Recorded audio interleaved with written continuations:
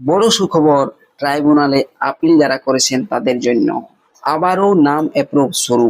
যাদের voter list থেকে নাম ডিলিট হয়ে গিয়েছিল, ট্রাইব্যুনালে আবেদন করেছেন, তাদের জন্য আজকের এই ভিডিওতে রয়েছে বড় সুখবর। পেন্ডিং অবস্থা থেকে অ্যাপ্রুভ অবস্থায় চলে আসছে, সেটাও আবার কোনো নোটিশ না গিয়ে।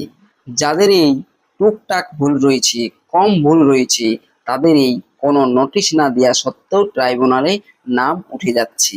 ট্রাইব্যুনালে আপিল করেছেন, ভোটার লিস্টে নাম না উঠলেও হয়তো অন্নপূর্ণা যোজনার টাকা পাবেন এখন, তবে পরক্ষেত্রে এটা বন্ধ হতে পারে যদি অ্যাপ্রুভ না হয়ে রিজেক্ট হয়।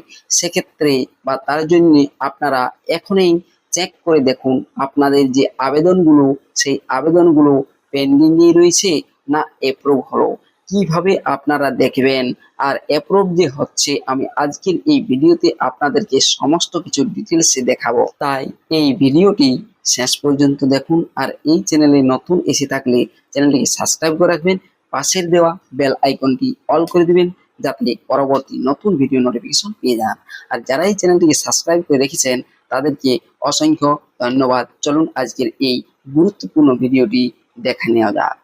ট্রাইব্যুনালে আবেদন করার পর স্ট্যাটাস কি রয়েছে, পেন্ডিং না অ্যাপ্রুভ, জানার জন্য গুগলে গিয়ে সার্চ করতে হবে ভোটার সার্ভিস পোর্টাল। দেখুন আমি এখানে ভোটার সার্ভিস পোর্টাল লিখে সার্চ করছি। সার্চ করতে চলে আসবে পরবর্তী পেজটি, যেখানে আপনারা দেখতে পাবেন সেই অফিসিয়াল ওয়েবসাইটটি। প্রথমেই দেখতে পাবেন voters.eci.gov.in অফিসিয়াল ওয়েবসাইটের লিঙ্ক। এই অফিসিয়াল ওয়েবসাইটের লিঙ্কে ক্লিক করতে চলে আসবে ভোটার সার্ভিস পোর্টালের অফিসিয়াল ওয়েবসাইটটি। এই অফিসিয়াল ওয়েবসাইটে ডান দিকে লেখা রয়েছে সার্ভিস অপশন।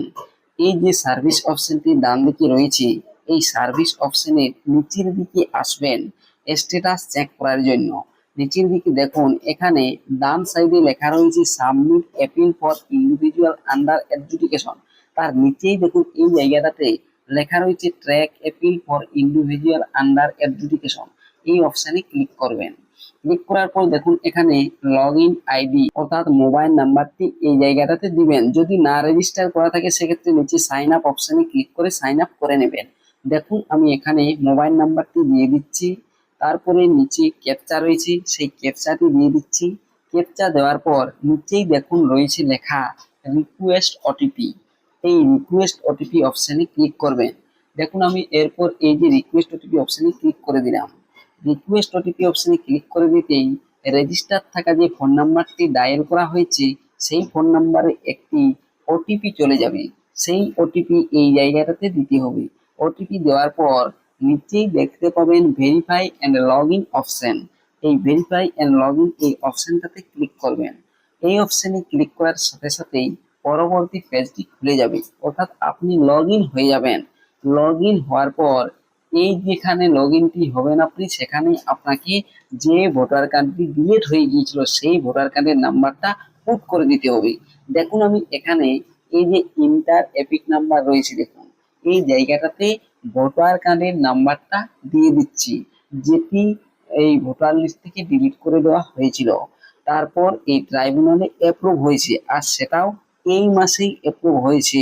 আর কত তারিখ অ্যাপ্রুভ হয়েছে সেটা তো আপনাদেরকে দেখাবোই। দেখুন আমি এখন এই জায়গাটাতে ভোটার কার্ডের নাম্বারটা লিখে দিচ্ছি। লিখে দেওয়ার পর ডান দিকেই দেখতে পাবেন সার্চ অপশন। এই যে সার্চ অপশনটি রয়েছে এই সার্চ অপশনে ক্লিক করে দিচ্ছি। সার্চ অপশনে ক্লিক করে দিতেই দেখুন নিচে অ্যাপ্লিকেশন আইডি ইত্যাদি দেখতে পাবেন। আর এখানে দেখুন status included in your view যে অপশনটি রয়েছে, এই ভিউ অপশনে ক্লিক করতেই দেখুন এখানে চলে এলো স্ট্যাটাসটি। প্রথমে দেখুন অ্যাকশন টেকেন অন 31/3/2024, অর্থাৎ মার্চ মাসের 31 তারিখ এটি আবেদন করা হয়েছিল। আর অ্যাকশন টেকেন অন ইনক্লুডেড হয়েছে কবে না 23/5/2024, মে মাসের 23 তারিখেই দেখুন এটি অ্যাপ্রুভ হয়েছে। ইনক্লুডেড ইন ইউরোপ, অর্থাৎ ভোটার লিস্টে নাম উঠে গিয়েছে। তাহলে বুঝতে পারছেন যে অ্যাপ্রুভ শুরু হয়েছে আবারও, যেহেতু 23/5/2026 এটি অ্যাপ্রুভ হয়েছে সেটা দেখতে পেলেন। তাই আপনারাও আপনাদেরগুলো দেখে নিন এইভাবে, যেভাবে আমি আপনাদেরকে দেখালাম। যদি এইভাবে দেখাই ইনক্লুডেড ইন ইউরো, তাহলে জানবেন যে আপনার নাম ভোটার লিস্টে উঠে গিয়েছে। দেখুন আরো একটি আবেদন আমি আপনাদের দেখাচ্ছি, যেটি 2/4/26 আবেদন করা হয়েছিল, পেন্ডিং ছিল।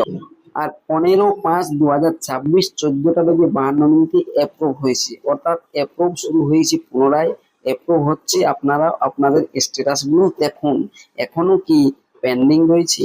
যদি এখনো পেন্ডিং রয়েছে আর এইভাবে যদি শুধু স্ট্যাটাস পেন্ডিং দেখায়, তাহলে জানবেন এখনো আপনার নাম ভোটার লিস্টে তোলা হয়নি।